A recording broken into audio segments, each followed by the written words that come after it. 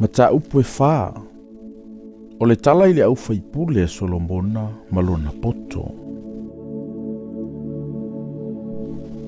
Ua whaile tupu o Solomona ma tupu ia Israelu uma. O alina isa ia te ia. O asaraia le atali o sa toka le Faitaulanga. O eli o refa ma akia. O atali o sesa. O tusi upu ia. O ia o se fatu le atali o ailuta. O le fatu wa i upu. O pena ia le atali o ioata. O le pule i au. O sa toka ma aviata. O Faitaulanga ia. O asaraia le atali o natano. O le pule i ena tofie e pule. Ma sa puto le atali o natano. O le faipule. O le uo le tupu ia. O akisaro. O le pule i le ainga. Ma atoni ramo le atali o apeta. O le pule i taulanga. Se ia Solomona e na tofie e pule. Toa se fulu ma le toa lua Israelu umalava. O e whanga ina le tupu malona ainga. O le tangata malona masina i le tausanga ma le tausanga. E whawhanga mai ai. O lato wingoa fo inei. O le atali o huro i le maunga o Efraima. O le atali o Tikeru i Makasa, ma Salapima, ma Pete Semesa, ma Aluna Petana. O le atali o Heseta i Arupoto, sa iante i o Suka, a tomale nu umo e Feru. O le atali o Apinatapa, sa iante i le nu umawalunga umo o Toro. O la na vaon tafata, o le afafine o Solomona.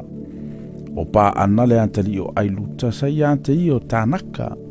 Ma Mekito, ma Pete Seana, umalava. E latane le i saratana i lalo Israelu. E pau mai Pete Seana. E ngata atu i apele me oloa. E o itala atu yoko me ama. O le atali o Kipera, i Ramota Kiliata, sa iante ia aio Yairu, le atali o Manase wei Kiliata. Sa iate ia fo ile tu Arakopo wei Vasana. O a aite tele o nunga furu. Wo iai pa, ma wha amau wha alava apa me mea. O akina tapu le atali o Iko, sa iante ia o manaima. O ai maasu i na whaatali. Na whai awa foi o ia ia pa se meta le afafine o Solomona. O pa ana le atali o Husai, i Asera ma Alota. O Yesu fatu le atali o Parua. I Isakara, o Semi le atali o Ala. I Peni Amina. O Kipera le atali o Uri. I le nu o Kiliata le nu o Sekono le tupo sa Amori. Ma oko le tupo Vasana. O tofia o ie pule to tasi le nu. O to tele yuta ma Israelu. E peo le one i le matafanga o na to tele. O loa ai. Ma feinu ma oli oli.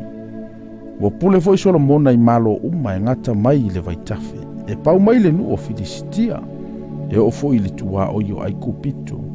Wa lato au mai e foi me alofa. Ma lato au na ya Solomona ya so umolo na ola. O me e ai e Solomona. O le aso ma le tolunga fulu o kori o falawa le lei. Ma le ononga fulu o kori o isi falawa. O povi pepeti se fulu. Ma povi tataa e lua fulu. Ma mamoe se lau. I le ma le aila. Ma sevi, ma imua, ma pare puri pepeti. Awana ya te ia le pule inu umai tala mai o le vaitafe. E ngata mai ti pesa, e pau mai kasa. O tupu umai tala mai o le vaitafe. Sa ya te ia le file mui tu uma, na vangavangai ya te ia. Sano nofo ma le file mui uta ma Israelu. E taitasi manofo i lalolo na vine, ma lalolo na mati. E ngata mai tanu, e pau mai peresepa, i ona po o Solomona. Sa ia Solomona mea no nofo i solofanua e fase fulu afe mo kariota sa ia te ia. Ma eti e solofanua se fulu afe ma afe lua. O e na tofia e pule sa lato fafanga i le tupo Solomona. Mai lato uma oe na o mai le laulau o le tupo Solomona. O lato taitasi manona lava masina. O le tu ua se me tasi. O kari te foi ma awa saito ma Solofanua. Ma manu te le vavave. O lato avatua i le mesa iai. I lātou e taitasi le tangata malona tofinga.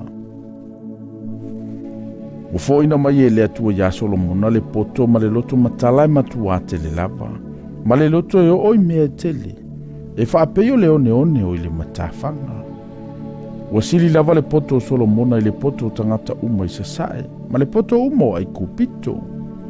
Ua sili lo na poto i lo tangata uma. I lo e tano. O lo sa e sera. Ma he mana. Ma kalakolu.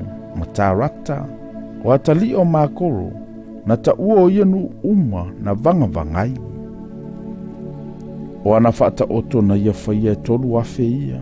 O ana pese foi ua tasi le afe ma le lima. Na tautala foi o ia i le wingo la awe afua mai i le arasi o loo i repanona. E o atu le isopo ua tupu ai le aupa. Ua tautala foi o ia i le wingo manu tataa ma manu felelei. Ma mea fetolofi ma ia. Ua lato ua mai e whaalongolongo i le poto Solomona mai nu uma. Ma tupu uma o le larolangi. O e na longo atu i ailo na poto.